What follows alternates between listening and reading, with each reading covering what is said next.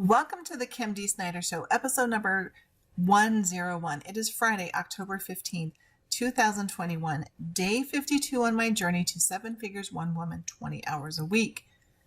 The catalyst for this episode was my speech this morning to a business group. It made me start thinking about my journey to public speaking and what I could share in those lessons that you can take as well for not only speaking, but other areas in your life. First, I spoke to a business group about networking this morning. I was able to repurpose a previous presentation and tweak it so it would be relevant for this audience. And I did all of that in a matter of 10 minutes before the speech. I never would have been able to do that 3 years ago, much less 5 years ago. But it's important to see the journey on how I got there. The other thing is that I've had a major milestone, 101 episodes. When I also started looking at that today, it took me 4 years to get to the first 50 episodes, and it took me 2 months to get to these last.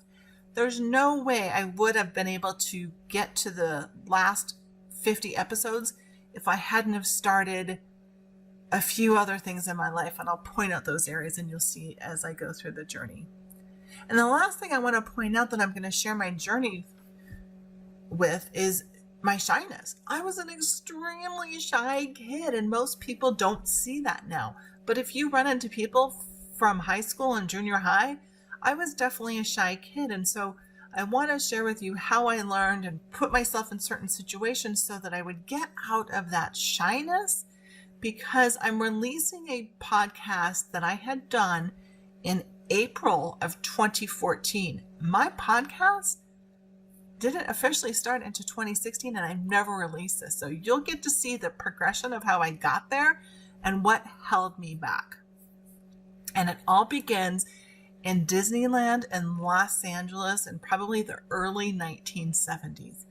My parents tell me I was sitting on my dad's shoulder as I was waiting for the parade to start with all of the characters, and Mickey came out, and I was so excited. I cheered and screamed, and I opened my eyes, and everybody was looking at me, and then I started bawling. I was so afraid and ashamed and shy at that moment. That shyness for me continued through elementary school and junior high. I definitely remember hiding behind my parents' legs when we would go somewhere and I didn't know somebody, or I had seen somebody that I hadn't seen in a while, like an adult. It took me that initial period to get over that shyness. I was definitely confident. I was playing sports in junior high and high school. I was a star athlete. I was often the leader. And as I did get older, some of that shyness went away, but it didn't from a public speaking standpoint. And that's really what I want to share is my journey to public speaking, because it has been a journey. And as I wanted to go back and share the lessons, I was really amazed at what I had done and steps I had taken. And that's my first lesson for you, is I want you to do this process for yourself, whether it's public speaking or something else that you're doing now that people say, oh, you're so good at it, you were never like that. Go back and share your journey. I think you'll really find it worthwhile for yourself, and I think that your team or your audience will find it very valuable. So in high school, I was still shy, but I was always chosen as the leader for my sports teams or in the classroom.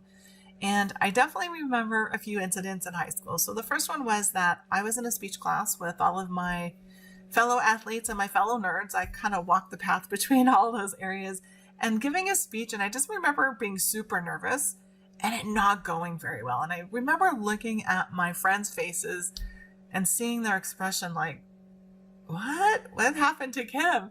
Because you would see me on the soccer field or anything sports related. I never had any problems talking or directing or leading or inspiring or providing teaching lessons. But when you got me in front of the room, yeah, it was a blank face. The other thing that I realized is that I had played soccer since I was 7. So like for 10 years, right up through high school and even in college and intramurals. And even when I first moved to Vegas. And even when I first moved to Vegas, I always had butterflies on my stomach until the whistle blew. I remember always sitting on the field, just like always this nervous feeling. When that whistle blew, like that was my signal and game on, and I totally forgot everything else. Never would hear anything else, anybody in the audience. And so those are some of my memories of high school. And I would say there was definitely a difference in my personality, or the perceived personality from people, between my personal life and my sports life. I would say that sports, they always saw me super confident.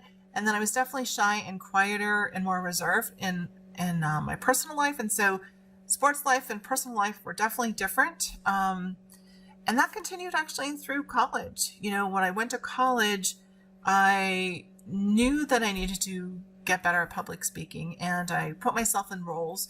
So I was the president of the accounting club, and I ran the VITA program with the city. I did some leadership roles that forced me to get out there. I also joined Toastmasters. I remember my dad talking about Toastmasters, so I joined Toastmasters, though I don't really remember attending. And so I don't know if I just didn't go much, but I also encouraged my best friend, Charmaine, and she was also the president of accounting club, for her to go when she was a leader, because she was also afraid of public speaking. And so we still laugh about that to this day, how she was, she went to Toastmasters, and I don't even remember going with her. I'll have to ask her. I'm sure I went, but that was a lot of fun. And when I graduated college and I started in work, the first couple of years, you know, you don't have a lot of big roles, not a lot of chance to speak. I went into consulting right away. And so as I went to my second company, Hyperion, and I sat in that space for 30 years, I definitely saw myself grow. And the first couple of years in that industry, you know, you're not going to have the exposure when you're starting to deal with Fortune 500, high-level companies, high-level problems, high-level risk. You're not going to get that exposure to speak in any form, right? I mean, if I went in there and I screwed up, they wouldn't be able to report their earnings, which means they couldn't set their stock price. So it was pretty high level. Like, there was some major stuff going on. There was high level pressure, which also means that I couldn't be shy when I walked in. They were expecting a solution. So when I had to show up, I do remember putting on that, like, I'm not shy. Like, I don't have time to think about this, like kind of opening the door, walking into my client's headquarters and like, okay, here I am. And like being a different person. So again, at that point, you probably would see work Kim that was always on and always confident, but you'd see personal Kim where my natural shyness and quietness would come out. And I mean, I was outgoing, but I definitely had my shy moments. The term is, what do they call it? Not introvert, ambivert. I would say I'm probably not even so much an ambivert anymore, but definitely then I truly was. And I probably was way more on the introvert side. My job really forced me to really push through that. So, you know, I had soccer Kim, work Kim, and then personal Kim. And, you know, it took a few years for those two to be kind of the same. And, you know, my work life forced it out of me in my personal life. I really, you know, there was a point when I just didn't get as shy, which really also helped me on the public speaking side. So look at what you have done in your life. What have you had to push through and learn? What lessons have you taken from that and applied to other things? So you've sped up the learning curve, not made the same mistakes. And I think that's really one of the cool things that I learned about going through this. It's taken me about 2 or 3 iterations to get this to the right mix. And it's been really fun to go back and do that for myself and share the lessons from me to you. And I want you to do the same. So I would love for you to comment and share with me the lessons that you're learning as you walk through this process for yourself. Okay, so I graduate college. I am starting to work. Not a lot of exposure until about, 3 to 5 years after work. And I'm starting to speak more. It's still not a big deal I'm not shy about speaking because I'm running meetings. I'm doing activities. In 2001, I moved to Las Vegas. In 2002, I joined Toastmasters for a couple of reasons. One, I needed to meet people, and I figured if I met people that were learning something, at least it would be like a double whammy. 2, there was an incident that happened out at that job that I was giving a presentation and I totally blanked out. And so I said, okay, I better go and figure out how to be spontaneous. And I don't remember all the details of the incident, but it was an internal meeting. I had to speak on something I wasn't familiar about, which actually was what their exercise was. We want to make sure they were kind of doing a Toastmaster thing, which them knowing that, and I wasn't comfortable. And I remember just drawing an absolute blank and standing in front of my peers of 20 to 30 people. I don't remember what happened after that. I remember thinking I'm just going to run out of the room, but I think I walked. But I do remember blank faces kind of looking at me going, are you okay? What just happened? And I was like, well, whatever. I screwed up, sat down. So I joined Toastmasters probably the next week, knowing me, and said, I want to figure out how to speak spontaneously on topics that I don't know about. I joined Toastmasters, and Toastmasters has 2 tracks. They have a leadership track and a speaking track.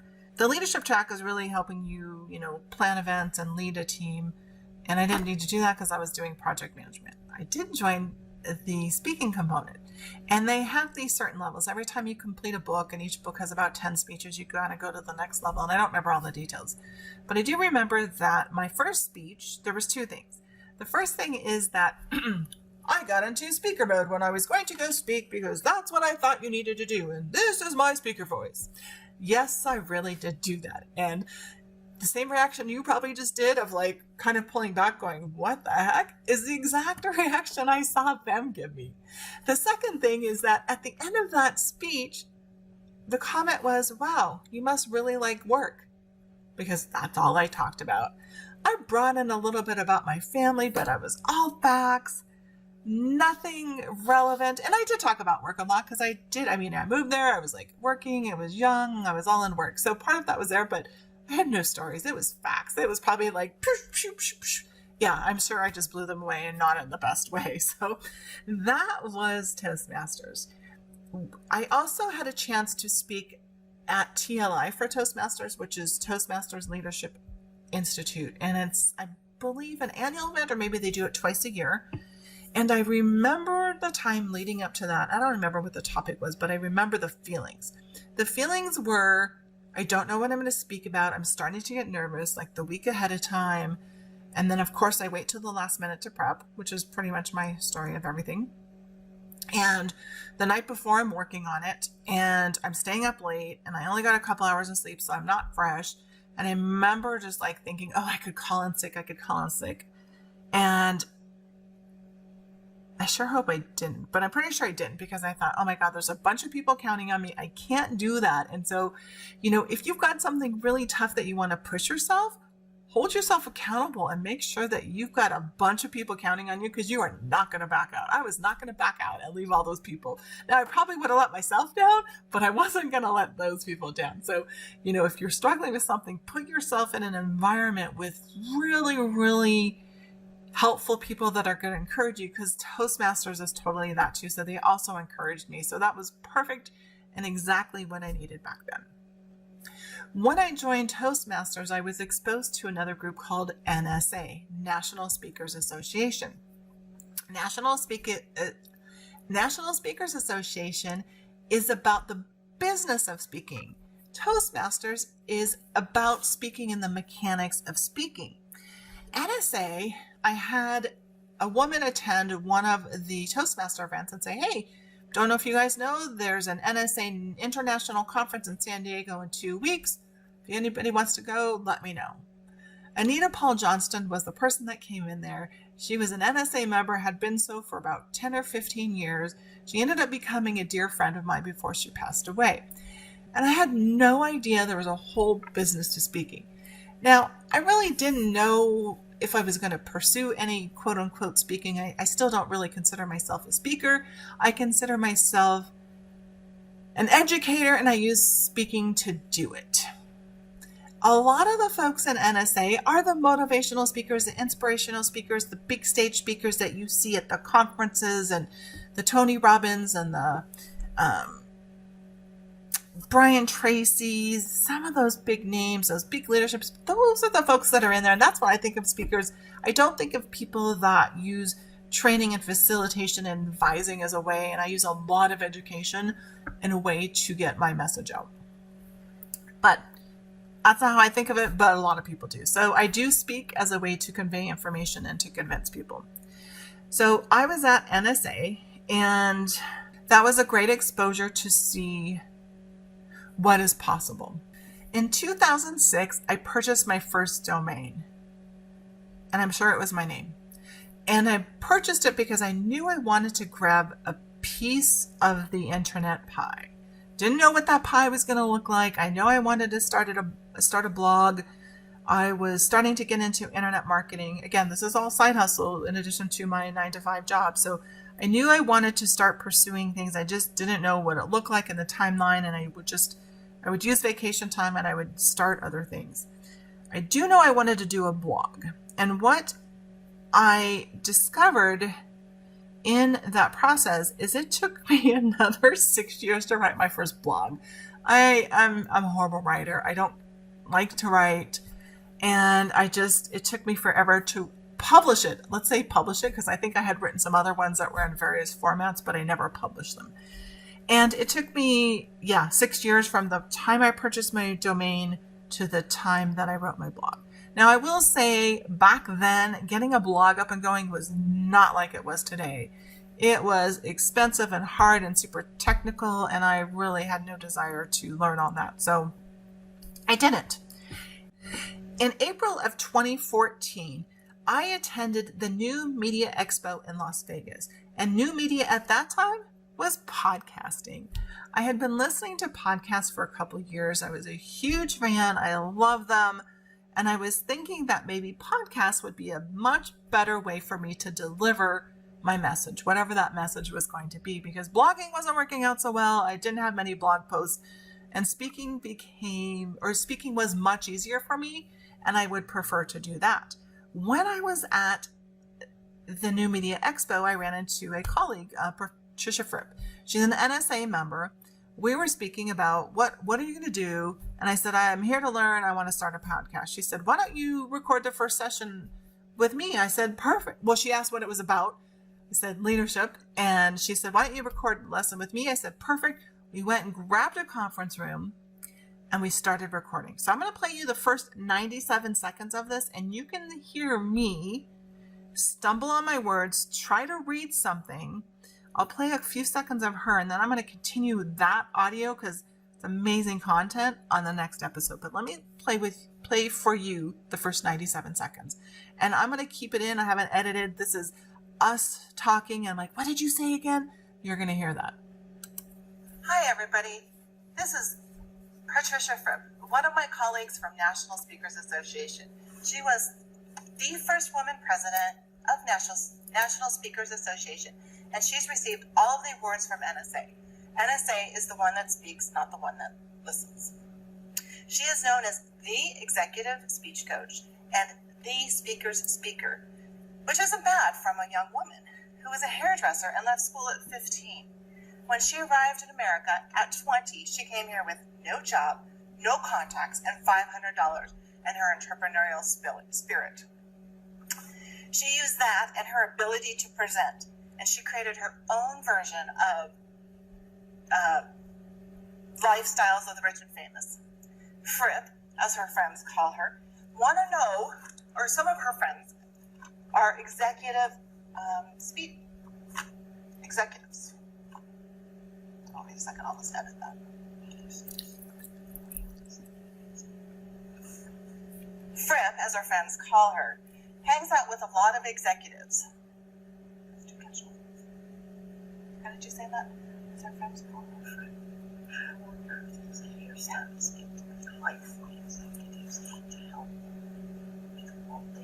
Okay. Fripp, as our friends call her, call you as well. How do you get to be hired by these executives to tell them how to say it and what to say? Obviously, Kim, when I first got off the boat at 20, I couldn't have done that. I'm going to stop it there because I wanted you to hear how eloquent she was, and how I was not eloquent. And I stumbled over my words, and because I've walked through this path, it's because I was trying to read something and they weren't my words and they were not resonating. So at the end of her presentation or speech with me in podcasts, I wing it and I sound much more comfortable. So that is going to be in the next episode. So I encourage you to listen to that one. So that is in April of 2014. It is now October of 2021. So over 7 years, and I'm finally releasing that. Now, when I did start my podcast in 2018, I could have released it, but it took me so long and I was still trying to figure out how to fit it in. And I thought, I'm just going to wait for the exact moment. And of course, I waited till the last minute today. So we're bumping up against midnight now. And I realized about 8 o'clock that this would be the perfect moment to fit it in. And so I am. In January of 2016, I ended up leaving my corporate job, which I thought was going to be the last time, but it wasn't. And I went down the kind of typical path of I'm going to go be a coach and start Facebook groups. And at that time, it goes through stages, but Facebook challenges were big. And I ended up doing 5 Facebook challenges over about 10-month period in 2016 when I left my corporate job. One of those challenges I did for myself, and I also know that it was helpful for others because I saw them struggle and they shared with me. And it was doing Facebook Lives. Facebook Lives were just being launched at that time.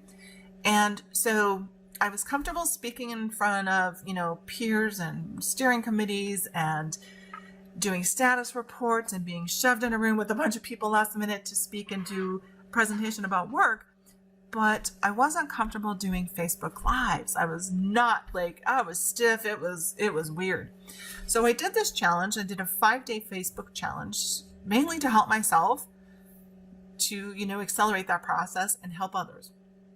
And what I learned over those 5 days was the first day I didn't do my first video until about 10 o'clock that night. Second day was probably 7 or 8 o'clock at night. I think on Wednesday, the third day, it was probably 3 or so in the afternoon. And, I'd been producing content, I'd been writing, and I had been doing some stuff, but I couldn't get it on the video. I wasn't used to the format. So come the 4th day, I had a project management meeting, and I thought, I'll just talk about what I learned at the project management, or at least 1 or 2 tips. And there's content for the day. So I remember leaving the Tuscany Suites, waiting on my car from the valet, just stepping around the corner and doing a live video with some of the Vegas background. And that was it. And then I had to worry about what I was going to do on Friday. And Friday I said, I'm just going to recap everything. Let's make it easy. So I was really excited to see at least reproducing video content on material that I knew that I could start to be and feel familiar with. So that really pushed me out of my comfort zone. I also realized that I wanted to do YouTube videos, and I just could never find the time. My hair wasn't right, the makeup, the lighting, the mood, the energy, the setup. Again, this is, 5, 6, 7 years ago, and we had some stuff that was easier, but it still wasn't easy. But I also just let stuff get in the way. I just could never do it. And so then I just started doing some videos, and part of it was a challenge. So a good challenge. Somebody had a challenge. And so in 2016, though, in August of that year, I decided to go back to work. So yeah, I still was doing Facebook challenges through the end of the year. But in August 2016, I decided to go back to corporate world and to start a podcast. Come November, December of 2016, I said, okay, so I've got my podcast going. That's in alignment with topics that are going to be relevant if my employer finds out about it, and it's going to be relevant when I leave my job. What I want to start doing is producing more content. And I really want to do video, but I'm not quite there yet. But I want to be known for my information. I don't want to keep sharing stuff on LinkedIn about other people's stuff. Yeah, it's really interesting, but I don't want to be known for other people's stuff. I want to be known for mine. And so, what do they say? As the student appears, the teacher's there. So I was able to find a couple opportunities that were perfect for me. So the first one was, I think I was on my second round of weekly YouTube videos. There was some folks in the NSA group I think we had tried it the prior year and it didn't work. So they brought it back and I was like, okay, I'm all in. I'm also all in because I know I'm going to be doing a 90-day challenge where I have to produce daily content on LinkedIn, and I can repurpose some of that for one of my videos. So it's going to be a no-brainer. When I decided to do that, I already had like a few months under my belt of my podcast, right? When I decided to do my podcast, it was all audio only, no guests, because I could only be dependent upon me. And I thought the other thing is I'll just do it once a month. But when I started expanding to this written content and then the video content, I was really unsure how that was going to fit into my work style because I was traveling, but I said, I'll figure it out, right? You just have to kind of put it in and life will adjust. I ended up producing content every day on LinkedIn, and I wrote a blog post for that. I did a podcast on it actually, and that podcast for the text post on LinkedIn is 010. So go to kimdsnyder.com/010 and you can see some of the lessons I learned. And the next episode, 11, you can see the lessons about me posting on LinkedIn for, I think it was about 8 months, but I had 26 videos and I share with you those lessons. There is definitely some lessons that pull forward to what I'm doing now. And, being really clear on your why. You can't continue when the times get tough. You have to be really clear on your why.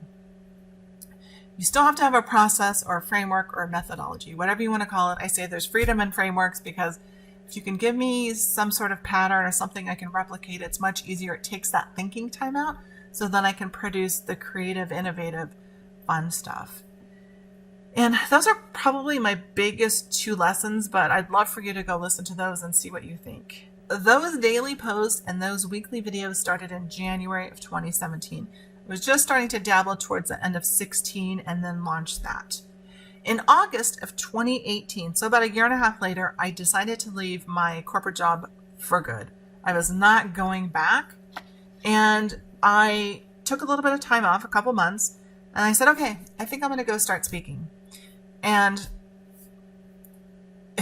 I'm shaking my head because I already knew there was at least a 6 to 9, even 12-month lead time to get in a conference or an association to speak, because that's just the lead time that it takes.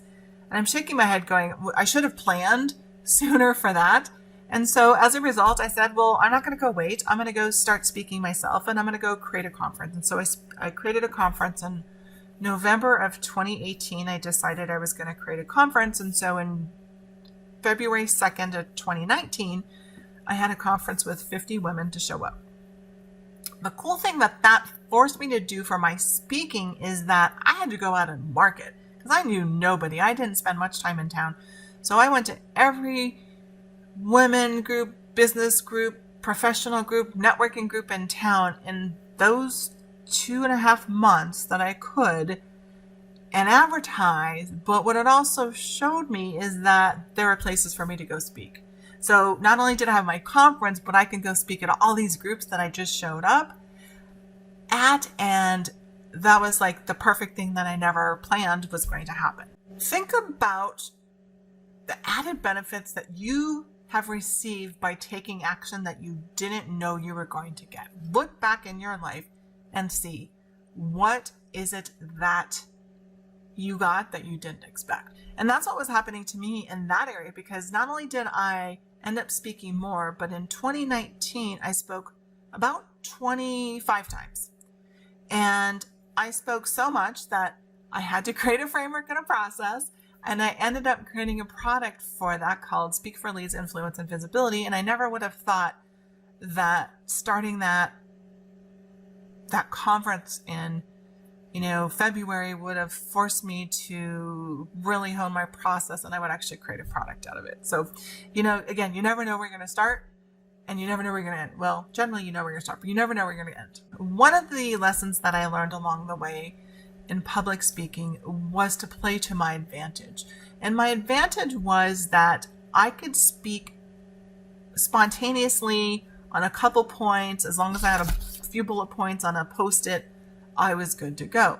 I also realized that I didn't want to always have the environment perfect. In fact, I didn't want it perfect at all, because I wanted to be able to have background noise and activities and things happening. So I had permission to look off the screen. And so if I was at the airport or a restaurant or outside or with a friend, wherever it struck me, I wanted to do the video, and the noisier the better in some ways, or the most distracting, because it gave me permission to have that energy which fed to my personality.